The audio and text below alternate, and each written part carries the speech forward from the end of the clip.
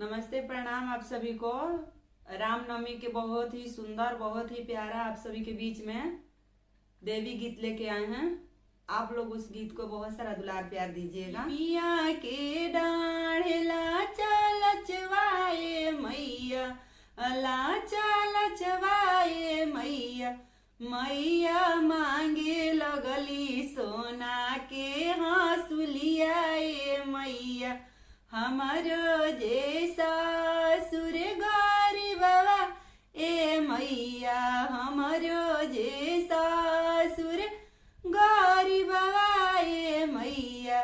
मैया कहाँ पाइबे सोने के हंसुलिया ए मैया, मैया कहाँ पाइबे सोने के हंसुलिया ए मैया।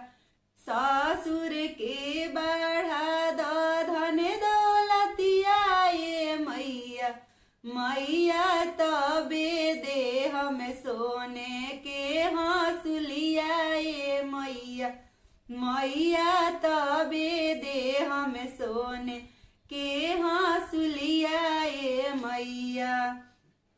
निमिया के डाढ़ला चाला चवाए मैया, अला चाला चवाए मैया। मैया मांगे लगली मांगा के टिकवाए मैया, मैया मांगे लगली नाका के नाथुनिया ए मैया। हमारो जैसा मी गौरी बाबा ए मैया, हमारो जैसा मी गौरी बाबा ए मैया। मैया कहाँ पाइबे नाका के नाथुनिया ए मैया, मैया कहाँ पाइबे मांगो के टीका ए मैया। स्वामी के दे दी सारा विष्णु करिया ए मैया, स्वामी के दे दी सारा विष्णु करिया ए मैया। मैया तबे दे हबे नाका के नाथुनिया ए मैया, मैया तबे दे हबे मांगो के टीका ए मैया।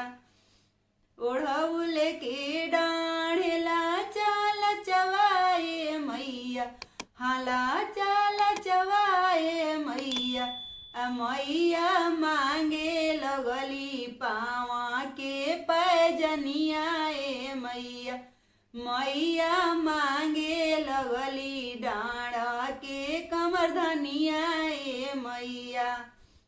हमारो जे देवर गरीबा वाए मैया, हमारो जे देवर गरीबा वाए मैया। मैया कहाँ पाइबे पावा के पैजनिया ए मैया, मैया कहाँ पाइबे डाँड़ा के कमर धनिया ए मैया। देवर के दे दसरा विष्णु करिया ए मैया, देवर के दे दसरा विष्णु करिया ए मैया। मैया तबे दे हमें पावा के पैजनिया ए मैया, मैया तबे दे हमें डाँड़ा के कमर धनिया ए मैया। निमिया के डाढ़ला चाला चवाए मैया, हला चाला